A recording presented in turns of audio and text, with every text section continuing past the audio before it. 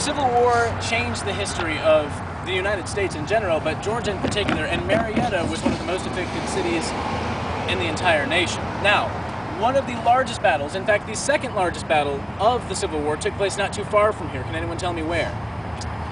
Right there, yes, absolutely. Kennesaw Mountain, if you see that chapel right in the background over there, that is Kennesaw Mountain.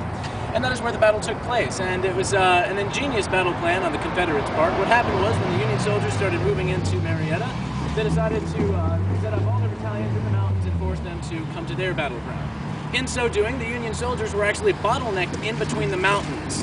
And anytime the Union soldiers made a pull for any kind of other ground to stand on, all that the Confederates had to do was roll around the mountain, keep the high ground, and force them to relocate. In a series of 3 days, 3,000 Union soldiers were killed compared to 1,000 Confederates. However, the Union had about 6,000 soldiers more than the Confederates did, and eventually the Confederates had to resign the battleground. Now, that's 4,000 bodies, if you're doing the math, that have accumulated over a series of 3 days, and all of them need to be taken to holy ground for burial. You can't bury soldiers on battleground. So if you're going to move 4,000 bodies, what form of transportation would you use? And I'll give you all a hint. Yes, good, very good. Smart crowd tonight. Now, where do you think that they would bring them? And I'll give you a hint. We're taking a tour of Marietta tonight. Good, all right. Can't get anything past this one. Yeah. But they're all brought back here to Marietta. It was said several times throughout the war that there were more dead in Marietta than living, and to this day that still remains true. I'll be mentioning these soldiers several times throughout the night. Now, over my other shoulder here is the Root House, and it is known by us at the Ghosts of Marietta Ghost Tour as the house that moved, which is a lot less creepy when I just explain it was rolled on logs 2 blocks from its original location. But yes, this is the Root House, built by Mr. William and Mrs. Hannah Root. Mr. William Root was one of the first merchants here in Marietta, and in fact the first pharmacist. His shop is now, was where Marietta Pizza Company stands today. They lived together in that house with their family of 9. And they all slept in the same bedroom. To make matters worse, they only had 4 beds. To make matters even worse, Grandma Root got her own bed. Mr. and Mrs. Root got to share a bed together. And the 6 Root children got to sleep along the other 2 beds long ways.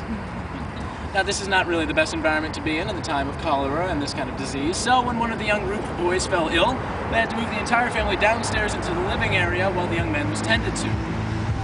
Every single day, Mr. William Root would make several trips back and forth between his pharmacy and home, bringing new medication that came in off the trains, concoctions he was creating, anything to try and rejuvenate his son.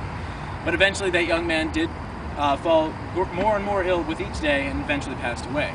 Unable to live with the memory of him in that house, they abandoned the house, and it stands today as the Root Museum. The reason they left the building standing is that it's the oldest frame house in Marietta. It was built in 1840, and they have restructured the building but turned it into this museum today, which you can go inside, and many of the rooms have remained as they were when the Roots were living there. Now, it's said, and it's particularly around dusk, so this is a good time to be here, that if you look at the top left window, some people claim that they see an orb, a light appear and disappear. Other people, and I've heard people make this claim, that as they're standing here, see a woman looking out and then walk away. That museum is closed, ladies and gentlemen. There is no one in there. If you see a face up in that window, it is believed to be Mrs. Root, looking for her husband to be coming back from the pharmacy with the medication that her son was so desperately needing. And in that desperate time, she would walk back and forth several times over a series of a few hours. Another story from the director of the museum that's very interesting. She says that every night they like to do the same routine. They like to flatten out the straw mattresses, fluff up the pillows, dust up the antiques, lock up the building for the night. When they come back in the morning, however, in the Root's bed, Mr. and Mrs. Root's bed, there's this indentation that appears almost overnight, as if someone had been sitting there for the duration of before they left. Possibly Mrs. Root, where she would have sat mourning the loss of her son, or where Mr. Root would have sat holding his sick and dying child, trying to give him the life he so desperately needed. We're not entirely sure which, but there's most certainly a presence in that house, so feel free to stop in, but be careful what you touch because you don't know who it belongs to, and they might want it back. So we're going to move on to our next location.